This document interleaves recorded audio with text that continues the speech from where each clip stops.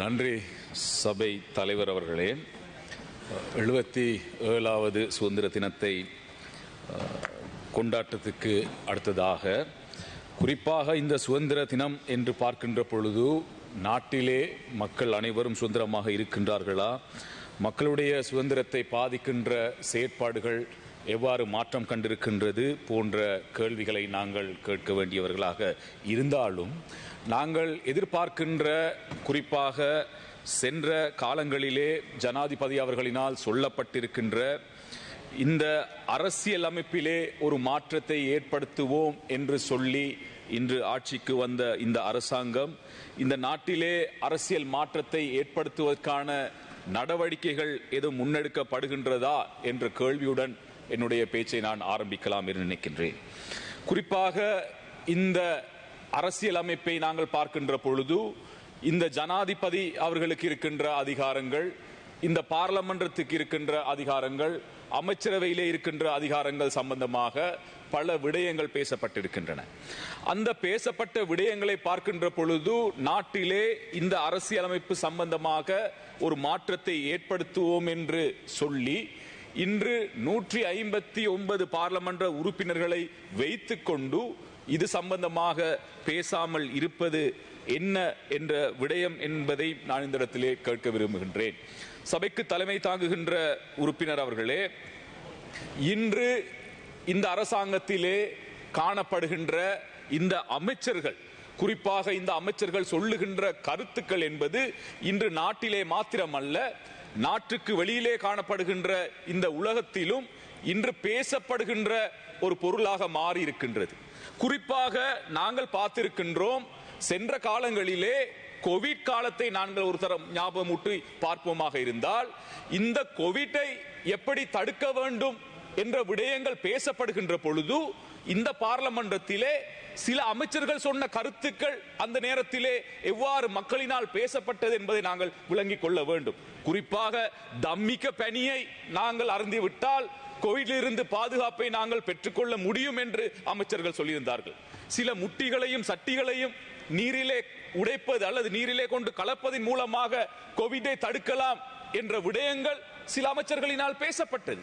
அந்த நேரத்திலே அந்த விடயங்கள் எவ்வாறு மக்கள் மத்தியிலே ஈர்க்கப்பட்டதோ, இன்று அதே போன்று சில அமைச்சர்களுடனும் பார்லமென்ற உறுப்பினர்களுடைய கருத்துக்களை பார்க்கின்ற பொழுது இன்றும் அவ்வாறான ஒரு அரசியல் நிலைப்பாட்டுக்கு இந்த நாடு தள்ளப்பட்டிருக்கும் விடுமா என்ற ஒரு அச்சம் இன்று ஏற்பட்டிருக்கின்றது.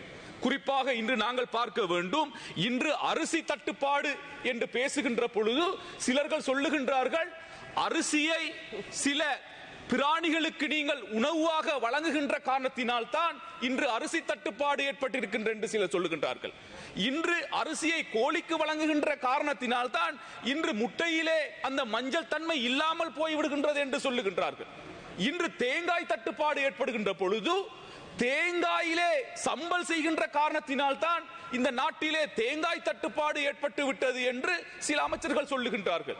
இந்த கருத்துக்களை எல்லாம் பார்க்கின்ற பொழுது இங்கு அமைச்சர்களிடம் ஏதாவது ஒரு பிரச்சனை இருக்கின்றதா, அல்லது இந்த நாட்டிலே காணப்படுகின்ற மக்களுக்கு ஒரு பதிலை சொல்ல வேண்டும் என்பதற்காக அவ்வாறு சொல்லுகின்றார்களா, அல்லது மக்களை ஏமாற்றுகின்றார்களா என்ற ஒரு அச்சம் ஏற்படுகின்றது. சபை தலைவர் அவர்களே, நாங்கள் அண்மையிலே பார்த்தோம், ஒரு அமைச்சர் அவர்கள் காட்டிலே இருக்கின்ற அணில்கள் எவ்வாறு சந்தோஷமாக இருக்க வேண்டும் என்ற விடயங்கள் பேசப்படுகின்றன.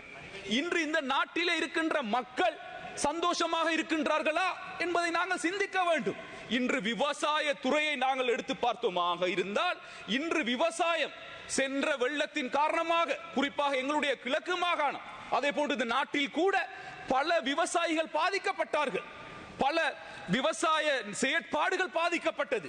அந்த நேரத்திலே நஷ்டஈடு சம்பந்தமான விடயங்கள் முன்னெடுக்கப்பட்டதா, அல்லது இன்று வழங்கப்பட்டிருக்கின்றது அந்த நிர்ணய விலை, இவ்வளவு காலமும் அந்த நெல்லுக்கான அரிசிக்கான நிர்ணய விலைகள் சம்பந்தமாக பேசப்படுகின்றதை விடுத்து விட்டு இன்று காட்டிலும் அல்லது வெளியிலும் இருக்கின்ற விலங்குகள் சம்பந்தமாக பேசப்படுவது என்பது யோசிக்க வேண்டிய ஒரு விடயமாக காணப்படுகின்றது. ஆகையால் நாங்கள் தயவு செய்து எங்களுடைய அரசாங்கத்தில் இருக்கின்ற அமைச்சர்களிடமும் பாராளுமன்ற உறுப்பினர்களிடமும் நாங்கள் கேட்கின்ற விடயம், நீங்கள் இன்னும் எதிர்க்கட்சியை சாடித்தான் உங்களுடைய அரசியலை செய்கின்றீர்கள். இன்று ஒருவர் எனக்கு முன்னே பேசியவர்கள் சொன்னார், நாங்கள் எதிர்க்கட்சியில் இருக்கின்றவர்கள் சொன்னார்களாம் பெட்ரோல் தட்டுப்பாடு ஏற்படும் என்று சொன்னார்களாம் என்று ஒரு விடயம் சொல்லப்படுகின்றன. அப்படி பார்த்தால் எரிபொருட்களை 100 ரூபாய்க்கு வழங்குவோம் என்று சொன்னவர்கள் யார்?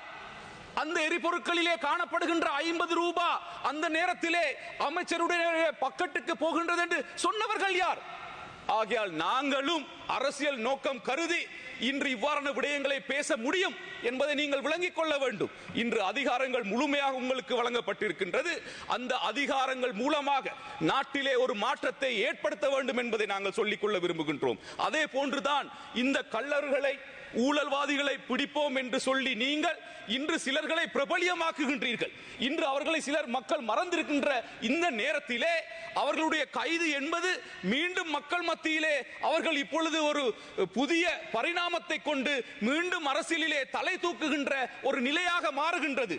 ஆகையால் உங்களுடைய இந்த செயற்பாடுகளை நீங்கள் சரியாக செய்ய வேண்டும் என்பதை நாங்கள் கேட்கின்றோம். அதே போன்றுதான் தேர்தல் காலங்களிலே பேசப்படுகின்ற இந்த ஈஸ்டர் தாக்குதல், எல்லா தேர்தல் காலங்களிலும் பேசப்படுகின்ற ஈஸ்டர் தாக்குதலுடைய பிரதான சூத்திரதாரி யார் என்பதை கண்டுபிடிப்பதற்கான நடவடிக்கைகளை நீங்கள் மேற்கொள்ள வேண்டும். ஏனென்றால் சென்ற அரசியல் மேடைகளிலுமே நீங்களும் இது சம்பந்தமாக பல விடயங்களை பேசியவர்கள் என்பதை நீங்கள் மறந்துவிடக் கூடாது.